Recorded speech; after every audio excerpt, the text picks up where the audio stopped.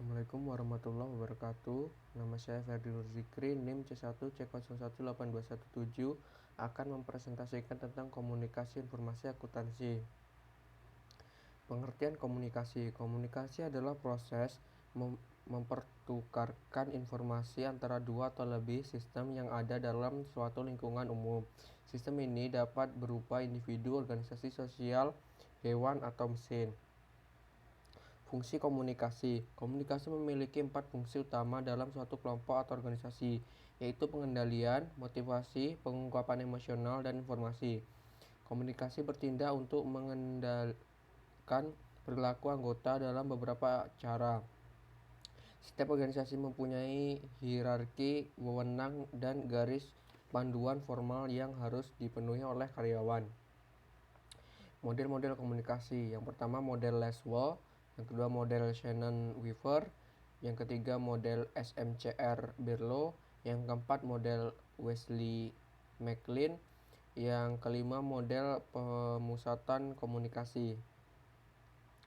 Hal-hal mendasar dalam komunikasi. Yang pertama arah komunikasi. Komunikasi dapat mengalir secara vertikal atau lateral.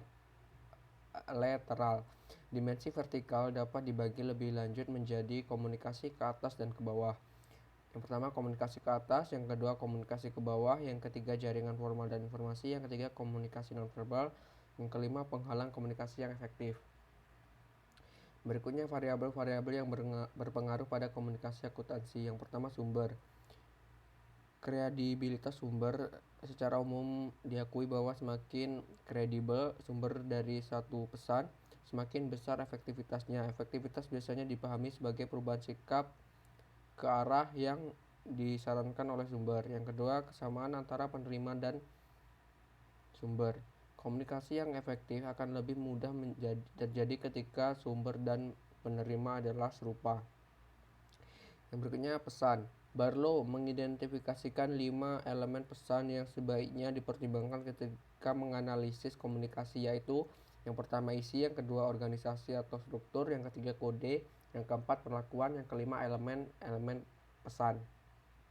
Kesimpulan, di antara fungsi-fungsi akuntan seperti pengumpulan, pengorganisasian, analisis, dan pengomunikasian data, keberadaan komunikasi merupakan hal yang paling penting untuk memunculkan tanggung jawab akuntansi. Hal ini berarti bahwa tahapan komunikasi yang diawali oleh komunikasi hingga umpan balik bagi komunikator menjadi serangkaian tahapan yang perlu dijadikan fokus. Hal ini disebabkan karena pemahaman yang terkait dengan perilaku yang tepat merupakan hasil dari proses komunikasi. Mungkin itu saja yang dapat saya sampaikan, kurang lebihnya mohon dimaafkan. Saya akhiri, wabillahi taufiq wal hidayah. Wassalamualaikum warahmatullahi wabarakatuh.